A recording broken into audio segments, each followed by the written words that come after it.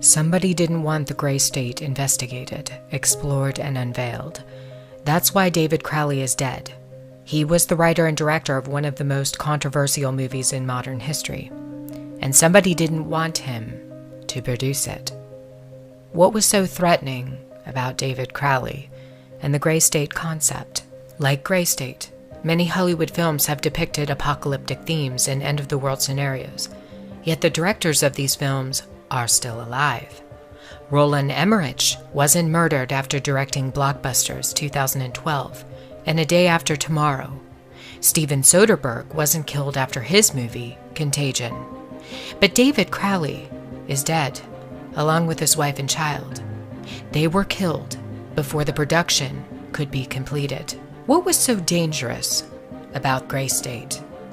David Crowley claimed that his movie was based on real events, not Hollywood propaganda like you see in movies such as 2012. California is going down! God, you sound like a crazy person. The governor just said we're fine now. The guy's an actor, he's reading a script! So the Gray State is essentially an artistic representation of real aspects put into a fictional format. Once you open your eyes and start looking at all these trends like RFID, like martial law, like FEMA, like executive orders, you have to act within your own capacity to sort of, talk about this. A lot of people filter that into the political realm. A lot of people do other things like grassroots style. I mean, I'm a filmmaker, Danny's an actor. So we put our heads together and we started making a project that would act within our own faculty to portray that in a creative manner. So there's a story here. I have to start telling a story. So I was looking for the next film project to work on anyway. I'm like, well, this would be perfect. And it's not really perfect because you have to kind of filter down all this stuff into a narrative storyline that's not just propaganda telling you what's going to happen next, like 2012 or A Day After Tomorrow. It's got to be a human story, and it's got to be enduring and compelling. The way we're different is we're independent, and we don't expect any participation from any studios just because of its contentious nature. I mean, anyone knows that Hollywood has not approached this topic so directly before. That's what makes Gray State so compelling. It's that different. Definitely the trailer is our best efforts to kind of show this world and expose these very real issues that exist in our world today.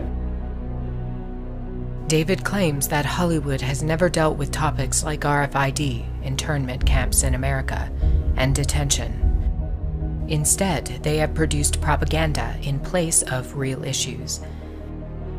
When Hollywood does discuss internment and detention, it's almost always about World War II and the Holocaust. Literally thousands of films have been produced about the Holocaust, and yet one single film that addresses the potential for a Holocaust in the United States is stopped mid-production after its director is murdered. Seems a bit odd, doesn't it? They don't want Americans, Canadians, and other Western countries to know what is coming. And that is a plan to intentionally collapse Western society.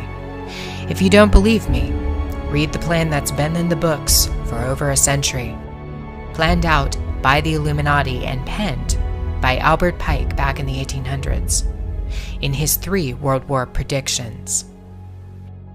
Gray State was simply too threatening.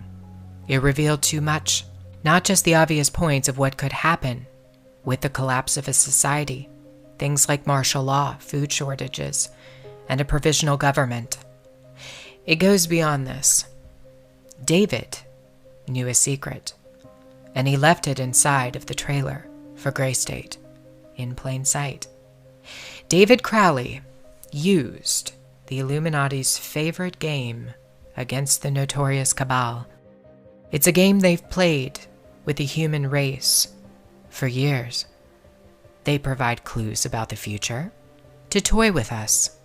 They did it with 9/11. They've done it with other major catastrophes. It's called predictive programming. On occasion, though, they get outsmarted at their own game. What was David's hidden message inside the Gray State? And could it be the reason for his death? Perhaps the scariest part of Gray State's conceptual trailer is this character here, who appears to be operating a guillotine. David Crowley was very intentional in this frame of the movie. He added something that I believe he wanted the people to know about. Who is the identity of this executioner? If you look closely, you will see that this terrifying character is wearing something around his waist. It appears to look like an apron. The executioner wears a Freemason apron, complete with the all-seeing eye, the compass, and the 2 pillars. I do believe David Crowley is trying to tell us something. He is telling us that the organization behind the French and American revolutions, the organization behind the Italian Revolution of 1830, the organization that outlined a plan to overtake the Vatican in a document called the Alta Vendita, the organization behind the Trail of Tears and the deaths of thousands of Native Americans under Freemason Grand Master Andrew Jackson, the organization behind the Ku Klux Klan in the United States post-Civil War and its rebirth in 1915, the organization behind the detonations at Hiroshima and Nagasaki during 33rd degree Freemason Harry Truman's presidency. These are men with a radical revolutionary agenda throughout the entire world because they worship and follow a radical revolutionary deity. The first to have led a revolt against the Most High Lord. David Crowley knew something, and he was trying to warn the people.